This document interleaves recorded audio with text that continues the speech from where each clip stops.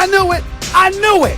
Them damn Steelers didn't end up perfect after all. They lost the game this season. We'll talk about that. Plus, Kyrie Irving has a problem with the media. And LeBron James got a problem with Kyrie. Go figure. And of course, have you heard the news? James Harden wants out of Houston. Evidently by any means necessary. Lots to talk about. First Take in the house. Let's go. We're not chasing perfection in terms of 16-0. We're chasing Lombardis. Throws it to the left side of the end zone. Touchdown. Deontay Johnson. He steps out of one, steps out of two, into the end zone. The Steelers double their lead. And a Barber in. Touchdown. Throws to Logan Thomas. Wide open. Washington has their first lead of the game. Tipped up in the air and intercepted.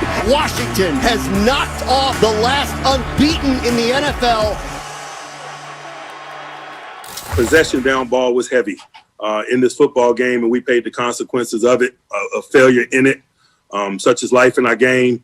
I'm excited about facing the adversity of losing with this group, man, and smiling in the face of it and preparing and getting ready for our next challenge. Stephen A., I don't know what happened yesterday. Your Steelers are no longer undefeated at the hands of all teams. Washington blowing a 14-point lead. What's going on, everybody? Welcome into First Take. Max Kellerman, Stephen A. Smith. I'm Molly Karam Rose. Stephen A., was this actually a good thing for your Steelers? Well, first of all, good morning. Good morning. I see that you transitioned from the fly outfits to the sweater look. Just as fly way to go. Max Kellerman, Matrix today. All right. We'll work with it. Anyway, here's the deal. I love the fact that the Steelers lost. It doesn't bother me at all.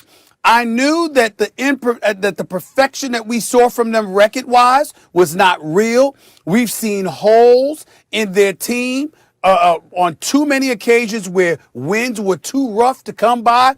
And yesterday, losing to the Washington Redskins, the Washington football team, the one that has no name, who used to be called the Redskins but is no longer. That football team, I love the fact that the Steelers lost this game because, again, they've looked absolutely awful in their last two games. Obviously, scheduling has a lot to do with that. Big Ben Roethlisberger hasn't looked that impressive. Their running game is virtually non-existent without James Conner, and with them, I'd consider it average. And so when I look at it from that perspective, I like the fact that they lost this game because guess what? You're on notice. You might be 11-1, but you can do all of this for naught. You can get to the postseason and then get bounced out in the very first round, not even make it to a divisional playoff game. Why? Because you look like hot trash. This is the bottom line with the Pittsburgh Steelers right now. On the defensive side of the ball, we have to understand something. Devin Bush goes down for the season early in the year.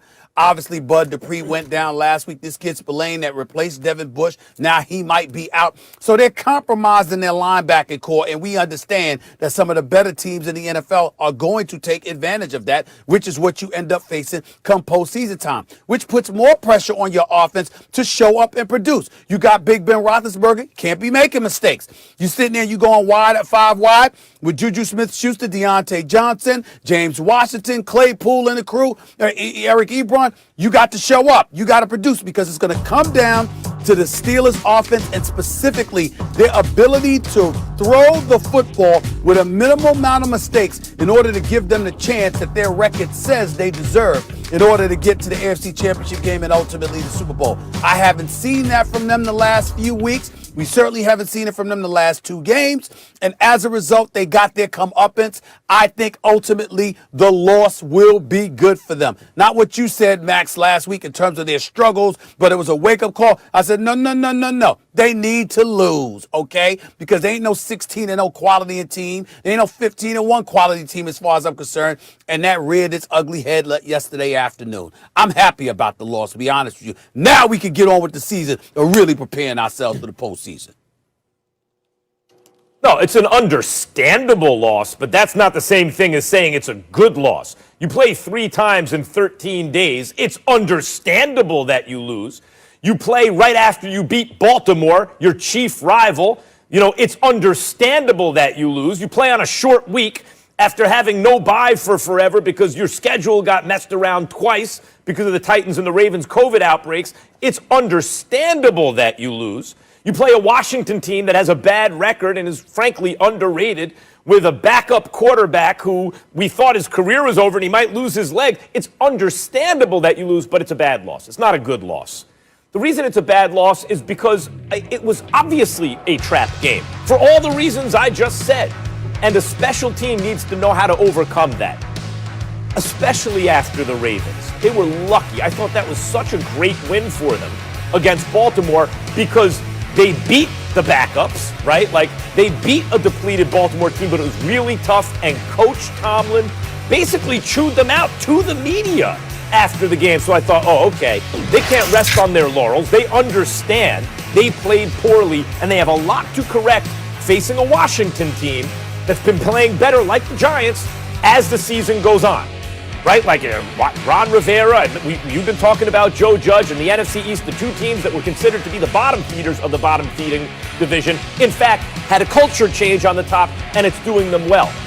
So you knew this could be a trap game, and you had to avoid it. And Stephen A., they were avoiding it. They had the game in hand. Pittsburgh was going to win this game.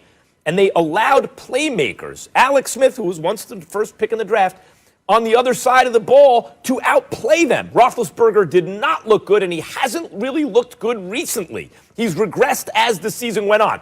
Understandable, again, coming off a catastrophic injury, 38 years old, by and large, has had a very good season considering, but hasn't looked great recently. The run game. Here's the worst part about the loss, Stephen A.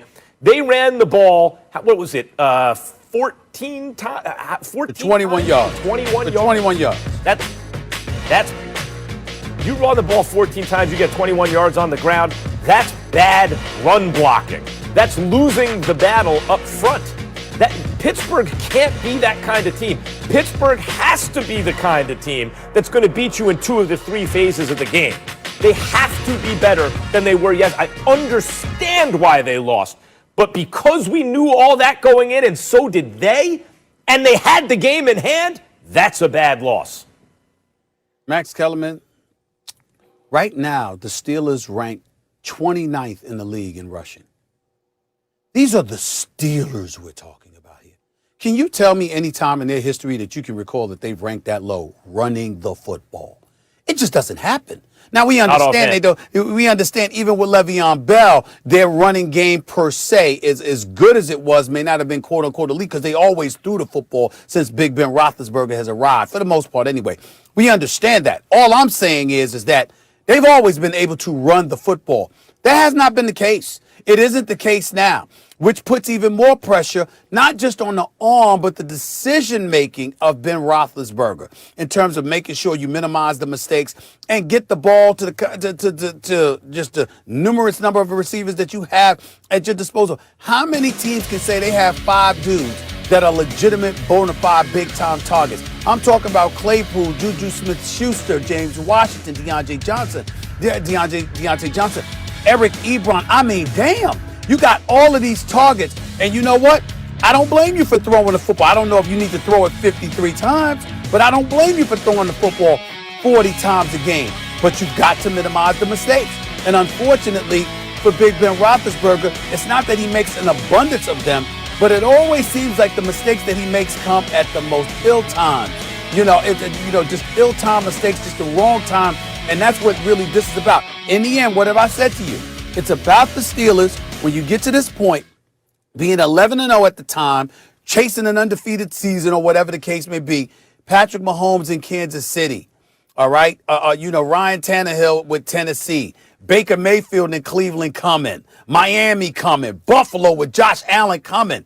Are you sure, Steelers, you're going to be ready? Because I haven't seen that from them the last few weeks, and they got their comeuppance. I have no problem with it. None. Here are the 2 issues for the Steelers heading into this game. One, you're undefeated. You're relieved as a Steelers fan they got the loss out of the way. But come on, man, they were undefeated going into Week 13. Yeah. Of course that's a big deal that you lose a game. Who wouldn't want to be undefeated? That's one. 2, the question every team in the AFC has to ask, can that beat the Chiefs? You're not going to beat Kansas City running the ball 14 times for 21 yards. And here's the other thing. You think Alex Smith is tough as a playmaker at the end of a game with the game on the line? Oh, Lord. Patrick Mahomes with Tyreek Hill and Travis Kelce? did the Steelers do anything to make you believe that they could beat Kansas City? Forget about Buffalo or anyone else. Kansas City. The answer yesterday we'll get into that later. Understandable loss, but not a good one. All right, guys, I will say this, Stephen. Yeah. Before we go, let me say Go this ahead, to Stephen you. A. This is the third season. 2 seasons ago, the Steelers ranked 31st in rushing. Last season, they were 29th. This year, they're 29th. That is not Steeler football. Not to be. What did Tomlin say when he first got the job, man? Yeah. Yep. Run the ball, stop the run. Steelers football. Yep. I will say this really quickly. We're going to transition right now, though, guys. Washington was on 10 days rest between games, while the Steelers just 4 days rest. So it really was a quick turnaround. Something like that hasn't happened in 50 years. So I got to give them that excuse. Let's keep it moving.